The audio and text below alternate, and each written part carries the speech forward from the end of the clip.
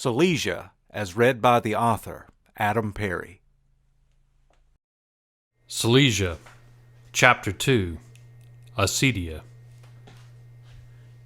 The seat of the handicapped cart was freezing cold.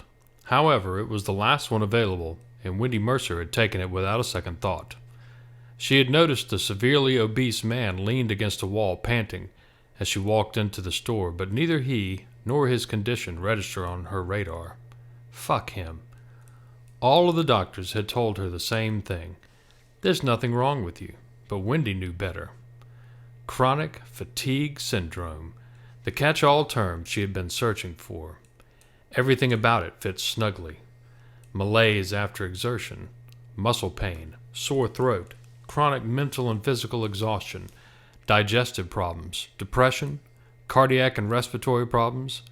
You name it, it was there. The problem was that no doctor would go on record with the diagnosis. They all wanted to point their hypocritical little fingers back at her for having a few drinks from time to time, or her assortment of pills, all prescribed by physicians, mind you, or her obsession with staying skinny. One doctor had diagnosed her with bulimia for all the good that did, motherfuckers. Steering the cart with her left hand, she fished in her purse with her right. In the jumble of pill bottles, she searched for the one which felt most full. She found it tucked beneath her wallet. Wendy pulled it from her purse and read the label to make sure she had grabbed the correct bottle from her medicine cabinet. Slowing the cart, she came to a stop at the back of a long line of people waiting to see the pharmacist. Perfect, Wendy huffed, her face ass-level to the shop-smart employee in front of her. I don't think I've ever come here when there wasn't a line. Me neither, said the man in front of her, who turned his head and looked down. And I work here. A vein on Wendy's temple began to throb. She unzipped the pocket on her purse where she kept her migraine medication. The bottle was dead empty. Irritated, she let the purse fall to her side. The man crossed his arms and whispered in a conspiratorial tone, "What are you in for?" "What?" asked Wendy, who had been caught off guard thinking about her empty medicine bottle. "Oh, these bastards gave me another bottle of out-of-date medications. It's the second time they've done this to me in a month. They're going to wind up killing me before it's over." "You?" "Just refilling my antidepressant so I can keep coming to work," he remarked with a half-smile. His eyes shifted around as if searching for someone listening in on their conversation. "Though I'm not sure why I bother, I'm pretty sure they don't work." "At least I'm not the only one who hates coming to this place. Jim." She read the name on his vest with smug satisfaction. "Not by a long shot," Jim replied. He nervously fidgeted with the controls of the walkie-talkie attached to his belt. "I've been here for years, and I guess I'm just going to keep coming back." "Why don't you just quit?" advised Wendy, who was somewhat repulsed by Jim's obedience to his inconvenience. "Don't even joke about that," he objected loudly and immediately regretted it. His shoulders slumped like a dog who had dared bark at its abusive master. He leaned closer and said in a much lower voice, "I've been out there. Trust me, there are worse jobs than mine. It might be a shit job, but it can always get worse." "No shit." Wendy leaned back in her seat.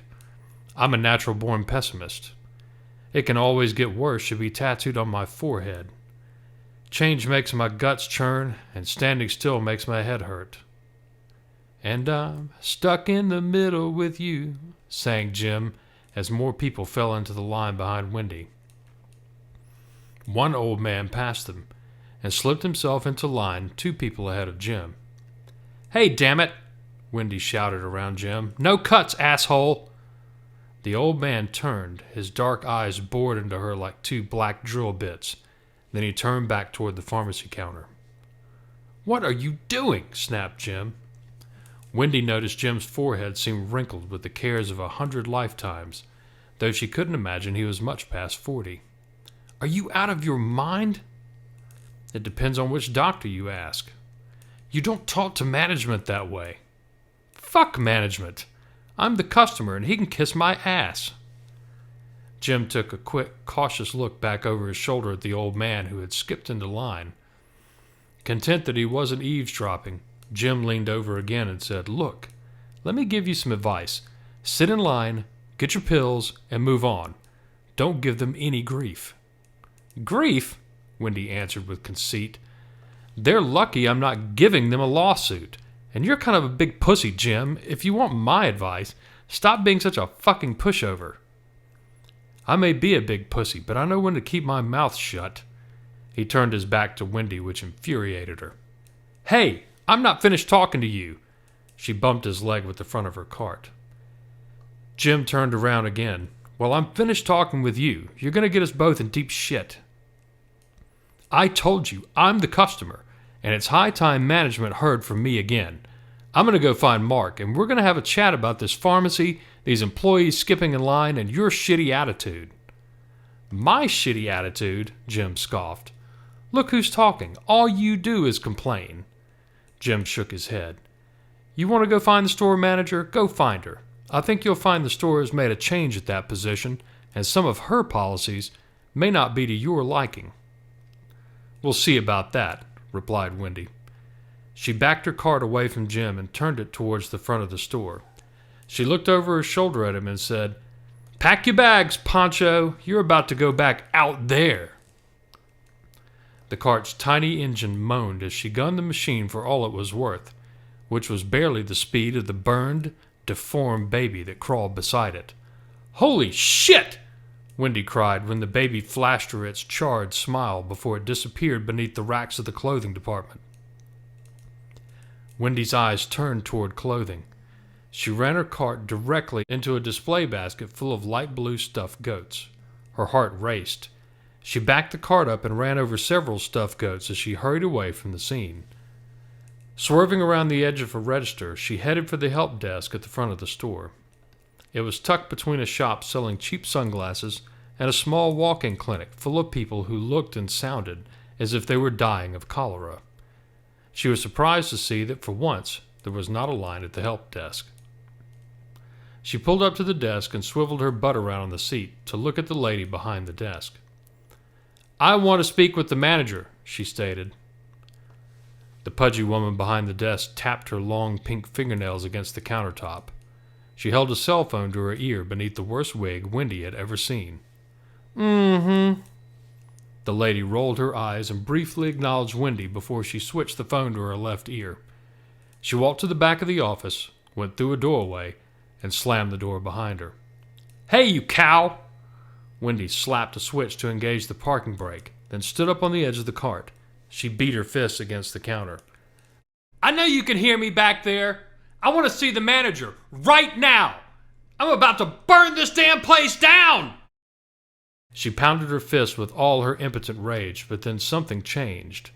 A chain reaction was taking place as she could not stop. In her outburst, she had hit the parking brake, which had disengaged.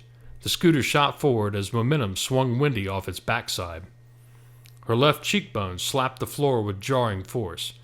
She rolled over and blinked her eyes hard as she tried to focus on the fluorescent lights hanging above. For a moment, everything was calm, almost peaceful. Then the pounding in her skull started, a feeling like a million people in her head all trying to beat their way out. She started to see her floaters, the last step before a debilitating migraine. Wendy rolled over on her stomach and pushed herself back up with a lot of grunting and cursing which drew the attention of no one.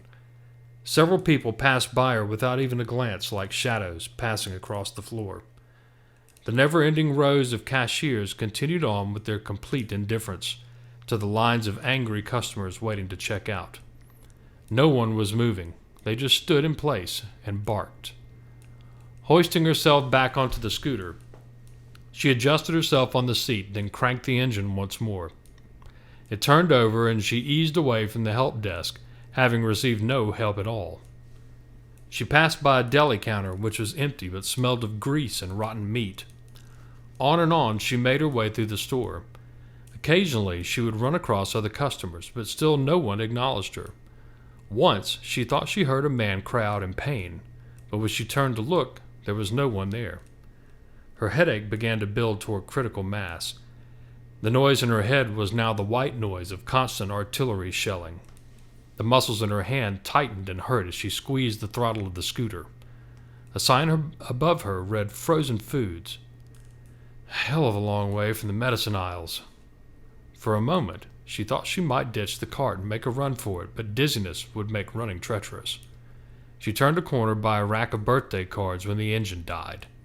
"Fuck!" Wendy yelled. She crawled off the cart and knocked it over with a swift kick. She hopped around on her other foot for a moment, regretting her hasty decision to kick solid metal. That is really not going to help matters. Wendy spun around where a broad-shouldered man wearing blue slacks, a light blue dress shirt, and most importantly a white doctor's lab coat, was giving her situation a most inquisitive look. "It's about time I found someone to talk to in this place." Wendy put her foot back down slow to test its tenderness against the floor. "I've been trying to find the manager forever." "Well, I'm not sure where she is, but it looks like you are in need of my services." The man put his arm around Wendy's shoulders and steadied her. "My name is Dr. Bell, and I am the doctor on the staff of the Shop Smart Clinic." "Oh, please tell me you have something for migraines." Wendy exhaled hard. "Migraines?" Dr. Bell smiled. "Child's play. Come with me to the clinic. I will get you fixed up in no time, Mrs. Mercer. Wendy Mercer." "Ah, good." The doctor nudged Wendy forward and stepped out in front of her. "Follow me." When she and the doctor passed the registers again, Wendy noticed the lines of people were gone. Even the cashiers had vanished. She was about to remark on it when Dr. Bell said, "Right in here, Miss Mercer." Wendy followed the doctor into the clinic, which she had last seen mobbed with sick people. Now it was quite empty. Dr. Bell motioned for her to follow him down a narrow hallway until they stopped at a door, and he showed her inside an examination room. "Now, Mrs. Mercer, what seems to be troubling you?" Dr. Bell sat down on a stool and pointed an exam bed for Wendy to sit upon. "I already told you." Wendy ran her hands through her hair and held it back for a minute in an attempt to calm herself. "I'm having a migraine." "Ah, yes, I knows that." Dr. Bell stood up and grabbed a tongue depressor from a jar on the counter behind his stool. He turned around and jammed it into Wendy's mouth. "Say ah, please." "Ah!" Wendy uttered, her blood boiling. "Good, good."